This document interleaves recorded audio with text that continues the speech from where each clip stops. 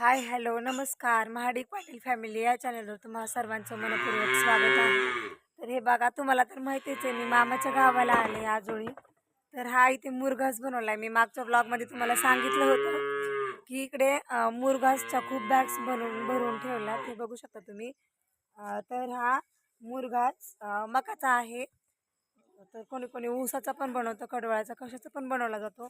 तर याच्यामध्ये गुळाचं पाणी करून टाकलं जातं आणि मीठ आणि हा करून झाल्यावर याची कुटी करून झाल्यावर हे सगळं मिक्स करतात त्याच्यामध्ये. आणि हे पूर्ण 45 दिवस हे अशा बॅगमध्ये भरून ठेवलं जातं आणि ते 45 दिवसांनी गुरांना खाण्यासाठी चांगलं पौष्टिक बनतं, त्याच्यामुळे ते पूर्ण पॅक करून ठेवलेलं असतं.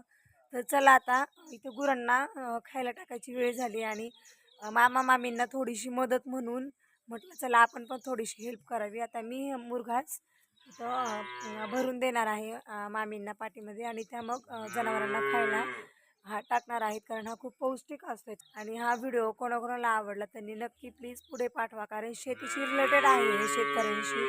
आणि आपण एक दूध उत्पादक शेतकरी म्हणून ह्या व्हिडिओकडे तुम्ही पाहावं असा माझा दृष्टिकोन आहे, म्हणून मी हा व्हिडिओ तुमच्याशी शेअर करते. कुठेही स्किप न करता असाच व्हिडिओ कंटिन्यू करत राहा. मी तुम्हाला बाकीच्या बॅग्स पण दाखवेल, अजून खूप आहेत, पण त्या अगोदर आपण गुरांना खायला टाकून घेऊया. लगेच मुरघासाच्या बॅगमध्ये चढले, कारण गाया खूप ओरडत होत्या. छोटी वासरे पण ओरडत होती, कारण त्यांना खूप भूक लागली होती. आणि मग काय दातळ घेतला आणि त्याने ओढायला सुरुवात केली, कारण ते त्या बॅगमध्ये भरताना ते खूप दाबून भरलेलं असतं जास्त बसण्यासाठी.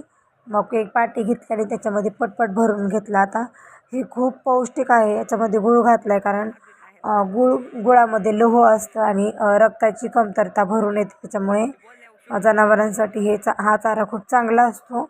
त्याच्यासाठी ह्यांनी खूप बॅग अशा बनवून ठेवल्यात.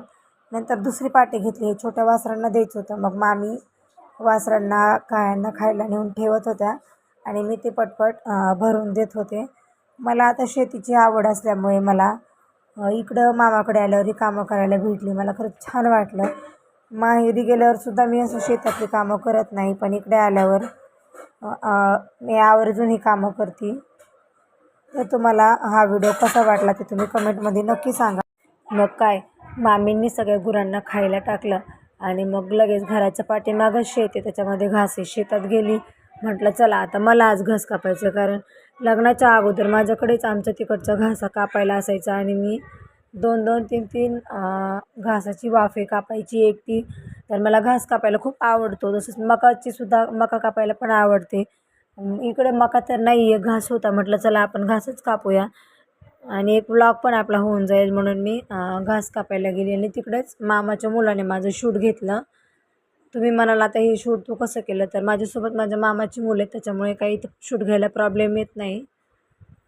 हे बघू शकता, एवढं सगळं घास आहे, कारण गुरं भरपूर आहेत. आणि इथं आहे कांद्याची वखार.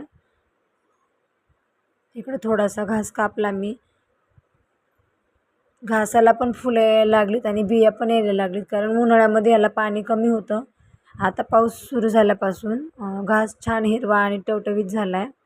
तर तुम्ही बघू शकता इथे हिरवा घास आहे. पाठीमागे बघा, इथं पपईची झाडं आहेत, साईडला त्यांनी आंब्याची झाडं लावलेली आहेत. आताच 2-3 दिवसापूर्वी इथलची गाईला वासरू झालं आहे आणि मग तिच्यासाठी हिरवा चारा घेऊन जायचा होता. आता आम्ही आलो आहे, मी, माझी मावस बहीण, मग माझा एक मुलगा, तिची 2 मुलं. यांचाच दिवसभर गोंधळ चालतो. मामींना म्हटलं तुम्ही घरची कामं करा, मला आवडतो घास कापायला, तर मीच घास कापून घेऊन येते आणि त्या गाईला खायला टाकते. म्हणून आम्ही इकडं शेतात गेलो, थोडासा घास कापला. बाकी काय मजा मस्ती सुरू होती, कारण बाकीचं पण आम्ही शूट घेत होतो. म्हटलं आलं चांगलं तर आलं, ठीक आहे, नाही तर राहिलं.